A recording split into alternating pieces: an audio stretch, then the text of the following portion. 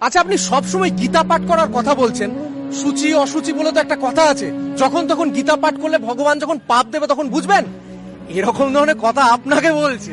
আচ্ছা শোনো, আমরা যখন প্রথম মাকে ডাকি না, তখন পরিষ্কার করে মা উচ্চারণটা হয় না, বাবা উচ্চারণটা হয় না।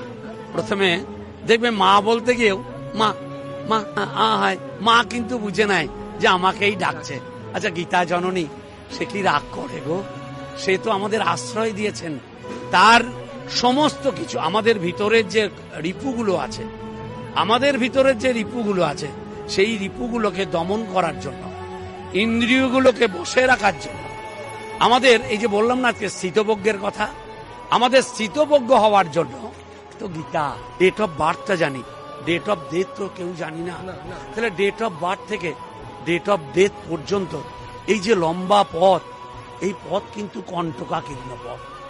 এই পথে ঠিকঠাক যাওয়ার জন্য আমাদের যদি পাথেয় থাকে, পাথেয় মানে অন্য কিছু না, পাথেয় মানে গীতার জ্ঞান, এই পাথেয়টুকু যদি থাকে, আমরা দেখবে এই লম্বা পথে কোনো অভিভাবক ছাড়াই, কোনো অন্য কোনো জড়জাগতিক জ্ঞান ছাড়াই আমরা কিন্তু সেই লম্বা পথ অতিক্রম করতে পারব।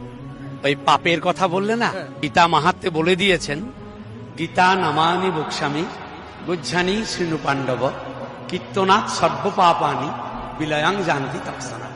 আচ্ছা বলো, এমন করে কেউ বলেছেন? পাপ মনোভাবটাই আমাদের কুসংস্কার, আর এইটিকে অনুভব করাই হচ্ছে বিজ্ঞান। মানে বলছেন যারা যারা এখনো মাছ খান, তারা অনেকে বলে যে আমি গীতা পাঠ করতে পারবো, তারাও করতে পারে, মানে তারা এই পথে আসতে পারে, এটাই বলতে চাই। আচ্ছা, গীতা পাঠ করলেই তখন সে আহার সম্বন্ধীয় জ্ঞান পাবে। যতদিন সে গীতা পাঠ, আমিও তো খেতাম, যতদিন গীতা পাঠ না করবে, হয়তো গুরু মাঝে মাঝে বলবে যে এই খেও না, তাই খেও না, কিন্তু দেখো খাওয়ার কিসের জন্য? এই দেহ রক্ষার জন্য। আর দেহটা কার? দেহটা তো তার। আমাদের তার সঙ্গে যদি সম্পর্ক থাকে, তাহলে তুমি যাই খাও না কেন, তাতে কিন্তু কোনো কিচ্ছু এসে যায় না। কাজেই তিনি তোমাকে ঠিক আস্তে আস্তে আস্তে আস্তে ঠিক তার কাছে নিয়ে যাবেন। তখন তুমি অনুভব করতে পারবে উপনিষদের সেই ভাষ্য, সর্বং খল্লিদং ব্রহ্ম, তখন তুমি অনুভব করতে পারবে।